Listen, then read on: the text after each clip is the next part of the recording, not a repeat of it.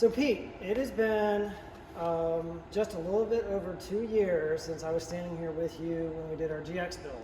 Yes, it has. Made some moves. So I sold the GX, and I took all the money from that and I dumped it into this truck. Yep. And that paid for a fraction of this truck. It did. This thing's a little bit bigger and a little bit more comfortable. A little bit bigger, a little more comfortable, Less a little seats louder, too, less fewer seats. Yep. But I'm way more excited about this. Exactly. It's pretty cool. Absolutely. So you want to give us a walk around, kind of tell me what you did? It's been here a couple months. So let's get going through it. Rob came to us with basically a 2021 3500 Ram with air assist, which is very critical. Then we kind of went in and figured out what we could fit to this new truck. We've got the new AEV front bumper here with the hoop, Baja Designs lights. We've got a big old 16.5 winch in here from Come Up. We went ahead and did AEV suspension on this truck as well. The dual sport setup, that gave us about 3 inches of lift. And we did the 17 by 8.5 AEV wheels with some true 37s from Nitto as well. So, you know, this was kind of a great kind of test bed. We did a little bit of rolling with the punches along the way to figure out what could fit, and kind of were able to pioneer a couple things along the way, including air lockers front and rear. So that's part of the excitement. Originally we were thinking going the full 40 route, right? Yes, we were thinking about the full 40, and I actually lost sleep over that. No lie, like for real. My wife remembers. I was waking up in the middle of the night, and I was like, I don't know what tire size to get. But I'm really happy actually with the 37s. Like I'm kind of glad that we didn't go to the 40s now that I'm seeing the truck. It's already so huge. Yeah, it's a monster. It's a monster, yeah. And just thinking about even having to wrestle one of these if you got to change them or whatever. The 37s are great. Absolutely. Yeah. I think they look plenty beefy enough. Yeah. They fill the truck well. Yeah. All right, well let's, why don't you show me what you got going on under the hood, and then we'll keep going. Sure. Yeah. All right, Pete, so for the most part, things are still factory and stock under here. Just Yep. a little bit of what do you got going on? Absolutely, yeah. So we're pretty stock under here, as we mostly want like any kind of Overland rig, nice and serviceable. But we do have our S-Pod Bantam X. We made up a nice little bracket to hold that, keep it kind of removable, and still give us access to the factory fuse box underneath. We've got our camper wiring. We've got a number of things coming in here. You know, obviously we've got the S-Pod. We have light bar, LP9s, and some other accessories, but keeps it tidy and serviceable and easy to add on to as well. We've got air lockers and compressors coming in to the S-Pod to give us some power as well. All right, sliders. I love these sliders. Absolutely. They're awesome. Yeah, just a clean, classic look. These are actually white knuckle sliders that were for a different wheelbase and a different year of the Ram. They don't have it for the single cab. We went ahead and took off all of the feet that went back to the frame. We used the same material but made longer legs to reach the frame and move them around to make it work with this regular cab with the air assist, the compressor here. So kind of presented a little bit of a challenge, but it's fun nonetheless. And we've got a full diamond plate, kind of tread plate on top. You go ahead and use an ARB jack or high lift on it if you're feeling strong. So, but yeah, nice and clean. All right, so the tray here is a Norweld Weekender Deluxe. Correct. Right? Yep. And you guys did something a little different here for me. Absolutely. So I did not have the aluminum finish. For sure. Talk about what you have. Yeah, so we went ahead and had this whole tray powder coated. So we disassembled everything. We took the drawer out. There was an integrated water tank in between the frame rails as well. We removed all that. We broke down all the boxes, the lids, the latches, the tunnel box and spare setup here, and sent it to powder. So the tray has been 100% powder coated in this nice finish, which gives it that nice kind of blend-in base for the camper. So it's not as much of like an afterthought. It really ties in with the whole build and the black and gray theme. This is an 8-foot tray on an 8-foot frame truck with this tunnel box up here, and we can accommodate kind of that shorter flatbed camper and get the best of both worlds. We'll show you some more stuff on the other side. All right, moving on. We got boxes. Yeah, so on the 8-foot tray, we have a pretty impressive front storage box, pretty monstrous. You can fit a ton of gear in here, including your lithium chainsaw, which is pretty awesome. So you got plenty of storage. You can fit like even a full set of stairs or anything in there.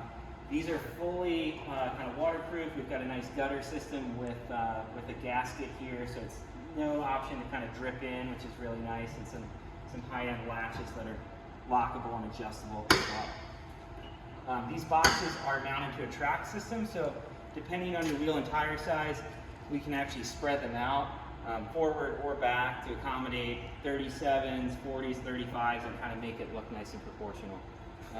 Get a nice box in the rear. Again, some good storage, waterproof, same gutter system. A nice, again, fully powder coated with that latch. And that is that setup. We have separate fenders here that, again, mount to that track system so we can kind of spread them as needed. We got a cool stirrup step as well for getting in the camper. So this kind of clips on here when you need it. Again, fully powder coated, kind of tie in with everything. A little bit of a leap, but nice for that quick hop in, you know, in a tight parking spot where you can't put out 4 feet of stairs. So when I can no longer climb and using the stirrup step, I know it's probably time to hang. Yeah, just get some, some platform shoes or something. Right? but yeah, just we can keep going around the back. It's one of my favorite features on this entire build. Yeah. That is super cool, and it has so much storage in it. So we got a nice, I believe this is about a 4-foot drawer here. So this is fully encased in its own aluminum case that it slides into. Got heavy duty slides, so we can put several hundred pounds in it. Lockable, dust-proof, waterproof, so you can keep your expensive, sensitive stuff that might fit in here, nice and tidy, and it's easy to get to. How wide do you think this is? Is this like 2 or 3 feet? Yeah, probably close to like 3, 2.5, 3 feet. So, we have customers that use it for, hunting gear, some rifles, all kinds of fun stuff that you can keep fully secure and locked up and have some peace of mind with as well. Yeah. This is a 30-gallon spare replacement tank. So we take the spare out and it hangs in that same location. This was kind of mostly designed for like up to the 18 model, but you can fit it right in. It's a nice feature. You can just bolt it right in like you could in the old ones. Tons of range now. It's awesome. So that's an extra 30 gallons, and I think 30 gallons. I don't know what the truck was. Maybe 28. That's I think. At least, so, probably in the 30s, I'd say. But yeah, tons of range. We also have our trailer set up down here for our 4-pin and 8-pin if you end up having to tow. And so Pete, we got, now does this bracket come from 4-wheel? Does. Okay, so they manufacture the bracket, and then they've got the, I think these are just the standard Maxtrax mounting pins. Yep. Then you've got your back mounts. Yeah, so this is kind of the 4-wheel back rack option. Comes with the Rotopacks with locking mounts. We've got Maxtrax here. But it gives you kind of a nice platform to build off of too. Yeah, so, I'm probably going to personally be ditching these because we're diesel. Yeah. And I have enough spare aux tanks. Exactly. But I'll figure out something here. Yeah, unfortunately for 4-wheel they only come gas, but you can get the diesel tanks or you can swap it out for whatever you want to hang up there. Yeah. We have something else pretty cool that's extending off the side here. We've got our WeBoost antenna, which we'll talk a little bit about in a minute, but giving us some more reception and boosting that existence. Which I hope to be working out of this more. We hope to spend more time on the road. It's part of the reason we decided to leave off the cliff and do this build, because I like to be out longer. But like a lot of people, I got a job, I got to work, I got to make money. Got to connect. So this kind of gives me a way to stay out longer and in more comfort. Exactly. Yeah. Cool. Moving around the side. This is our Aux Tank filler. Yep, absolutely. And there's our factory filler. Factory fill. And then actually back here is where our DEF fluid goes on top of the tank, right? Yeah, it's a nice little hidden feature here. You can still get your DEF nozzle in there without too much drama, and it's out of the way. Yeah. And then we got some more boxes here. This is just like the boxes here on the other side, but you guys slipped our compressor into this guy. Yeah, so we got our compressor, ARB twin. You can kind of see it back here a little bit with our manifold and solenoids for the air locker as well. So that's all set up in our quick connect, so we can go ahead and get you aired up. But yeah, also tons of storage for other goodies. Awesome for storing our shoes. On this side here, we have the tunnel box as well. That's the other half of that spare tire holder.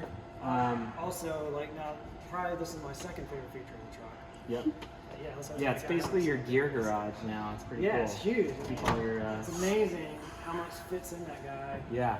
So we've got all of our recovery gear up here, and this actually fit a 3-ton Pro Eagle jack in there nicely. Yeah, easily. Yeah, and then easily. Shovels, everything fits in there. That's fantastic. Yeah, and the shelf does adjust up and down on the same style track that the boxes are mounted to underneath, so you can go ahead and kind of fit it to however you need. And again, powder coated to match, so it really ties in. Yeah, awesome. All right. And then right here, Pete, this is that's our Midland radio antenna. Yeah, so little stubby guy. Yeah, little guy. We mounted to the jack bracket with a little bracket we made up here, just to give you some comms. And then all this stuff right here is this is like our water filling. Yep, water fill. We got our sink drain. We got our Dometic furnace. Our gravity feed for the water tank. Shore power, right? Shore power, furnace exhaust, upper and lower fridge vent, which is nice. You can get a little bit of storage. You can't put anything that's not going to want to get hot in there, but it's still some storage. So heat up your burritos or something. Exactly. Like that. Exterior shower, which is nice. Just pop that open, and then the shower line pops in, goes from off to cold to hot. And we have our inside shower drain. Also have our exterior down lights, which are nice for some ambient light, kind of show you what's in your boxes at night. And we have our rear wall solar plug. So if you have a mobile panel, you can plug in. Rob probably really won't need to. He's got plenty of solar and amp hours, but it's a nice feature to have. So.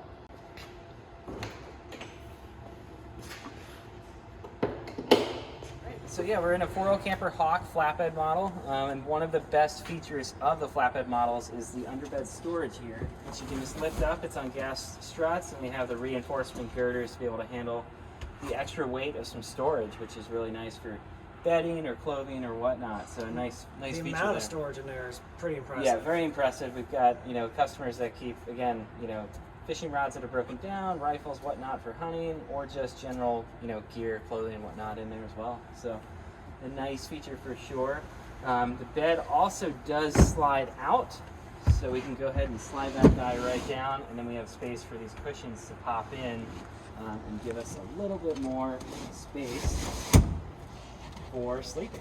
This is equipped with the Red Arc power management system, the Manager 30, which is really great. It's a kind of a step-up charge for the lithium that this camper is equipped with. It also does all of our solar control and just general battery management, shore power, etc.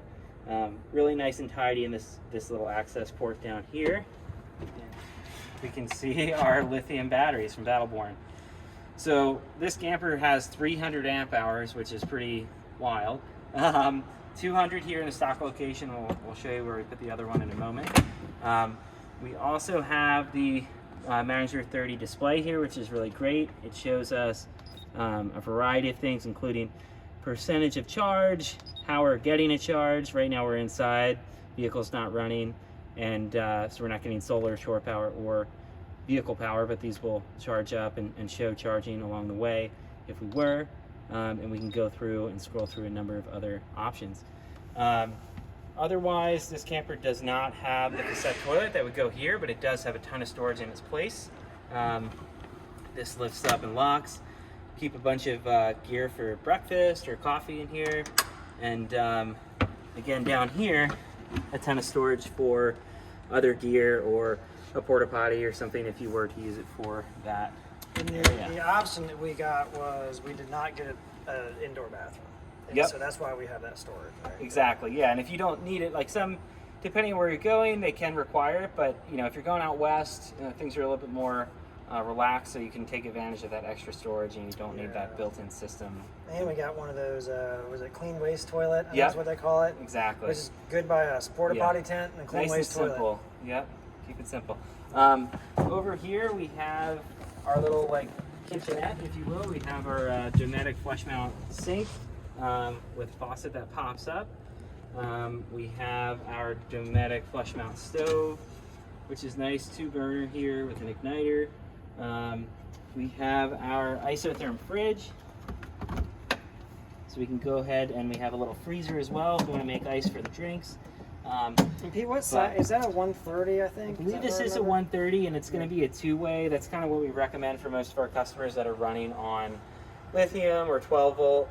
Way more efficient than a three-way. A three-way on 12 volt is half as efficient as a two-way. So you can run it on propane, but you run into issues at altitude and stuff like that. It's just a lot more maintenance. So these are a little bit more foolproof. A bunch of storage as well under here for more stuff for the kitchen. We also have storage back here. This is storage above our hot water heater, which is a 5-gallon unit. And there's even a little bit more tucked down there as well. So, you know, basically we have 25 gallons roughly of onboard Philly water, between the hot water heater and the 20-gallon water tank that's just below this window. We have our furnace exhaust, again from Dometic down here. This is basically what's going to warm up the camper, and we can rotate this to direct the heat, which is nice. Up top we have our awesome fans here. They're an upgraded model off of the old Fantastic fan. These are speed selectable, they have a remote, and they have a rain sensor. They're from Max Air, so they're a massive upgrade. Really cycles the air through. One to pull in, one to pull out. You can really lower that temperature like 15 to 20 degrees in the camper. I was climbing around here earlier when it was a little hotter outside, and it was warm in here. Man, you turn it on, and like literally within a minute, it was just nice. It feels and cool. like air conditioning in here. Absolutely. Yeah, and you do have the ability to open up some of the liner windows and get some cross flow as well. This camper does have the thermal pack, which is basically a layer between the liner and the interior of the camper. It really cuts down on condensation, keeps it warmer in the winter and cooler in the summer. So, and then we of course have our liner window, our acrylic window, followed by the screen here. And you can lower these just a little bit to kind of set the airflow, cross flow through the camper, which is nice. All right, Pete, let me give this a try here. Let's see. So this guy hooks in right there. Yep. And you kind of just turn it. Yep. And there you go. There we an go. old school. All right. And that guy just cranks out. Yeah, it can crank out and hang. It's got kind of suspension arms, cable arms, which are really nice. So you don't have to support it as it cranks out. And then when we get reasonably close, the arms will pop out, rotate down, and we can go ahead and set that height. Usually a good idea to have kind of like an angled awning to let that water shed. But they can go quite high. You know, we do have a pretty tall truck, so you're not going to hit your head and still get that door open. But the Fiamma's a great awning. You know, it is mounted off the side here and riveted in. Aluminum case, beautiful awnings. We've actually seen people hit them on telephone poles, pop the rivets, awning falls to the ground, but it's perfectly fine. You can pick it up and put it right back up there. So very robust and can take the abuse. That's awesome. Hopefully I won't be running into There you go. there you go. Exactly. Good stuff. While we're on the side here, I guess we could talk a little bit about our sidewall steps, which pop out to give us access to the roof. Because the 4L camper has an aluminum framed roof with aluminum skin, we don't really like to walk on it, but we can get up right alongside of it to tie things down or clean off our solar panels or roof. And then again, we have our down lights here and propane door here. So in here we've got two 10-pound Manchester style tanks here for propane. Basically hook up one and then swap it over to the other. Once that one's empty, you get it refilled. Surprisingly efficient, this with the furnace in here, very cold temperatures, you're only running through a little bit of a tank, so you don't need a ton of propane to keep this nicely insulated pop-up camper nice and toasty. In moderate temperatures, that's probably enough for... Just take that chill off, you're not going to use much at all. So fully sealed propane box, so you're not going to have anything kind of drifting in to the camper. It is vented to meet code and all that. And then we have battery vents here as well, just to kind of keep all that stuff cycling out that needs to. We have side lights here, similar to the rear floodlights that are accessed. So we can turn those on from inside the camper. Again, they angle down. We've got our down lights, which are nice, and then We have side lights that you can turn on, and then a little porch light, you know, doesn't do a whole lot, but almost like a little bug light from 4-wheel. And that has its own switch on it. Little rocker, yeah, absolutely. There you go. Gives you that little amber Now light. there's no more mosquitoes. There you go. We stopped them. but yeah, so that's kind of the setup. I think we talked a little bit about the spare tire holder here. You know, you can accommodate up to a 40-inch if you ever needed to. We got the water fill here for the Norwell integrated. I believe it's an 11-gallon tank in between the frame rails, and then the spigot down here for that gravity drain for that same tank. So, you know, with that system, you have what 37 gallons roughly on board, which is a good number for a little trip. This is the smooth aluminum finish as well. So this is a metallic charcoal with that classic black stripe from 4-wheel. Kind of the best looking option, in my opinion, best color combo with the black and gray. Really ties in with the truck. So really happy with the color combo on this. So Pete, I got a question for you. And this is a question I wanted an answer to before we started talking about buying one of these. Yeah. People always know, what is the wind? Like, how much is the wind rating in these? And I read stories about people like riding out hurricanes. I don't think it's necessarily recommended. Yep. But like, it's got a pretty high like wind resistance. Absolutely, yeah. I mean, we hear stories, we don't recommend it, of people that have hopped out of their camper, taken a phone call, gotten in the truck, and started driving down a highway. So, you know, you'll get some beeping and whatnot right around 60 or 70. You're going to want to pull over and probably pop it down. But we have had campers that have been out in some massive, massive winds. You know, we ourselves have camped at the base of Killington in Vermont, right at where they let you camp in the upper snowshed lot. The wind just whips up the hill, probably 60, 70, 80 miles an hour. Gets a little loud, but with the front shear wall, lift panel up front and in the rear, can really take that wind as long as you park into the wind. And with that furnace, you know, cranking at 70, the fridge has the beer cold, you know, you're still gonna have a great night. All right, Pete. Well, thank you so much for the walk around, just kind of telling us everything we've got going on here. I'm super excited about this. Like, if I jump up and down. Absolutely, yeah, we're pumped and we hope you enjoy it. And where are you heading? We're leaving here and moving back to our new home in Utah. Awesome. So we've got about a week drive ahead of us. Yeah. I think we're going to hang out a little bit along the way and maybe park in Colorado before we head all the way back. Yeah. But yeah, running this thing around west, which is going to be perfect. It's going to eat it up out there. Absolutely, yeah. Nice full-size truck for big open trails. It's going to be great. Awesome. Well, thanks a Well, lot, yeah, man. absolutely. Super appreciate you Safe guys. travels. All right, thank you.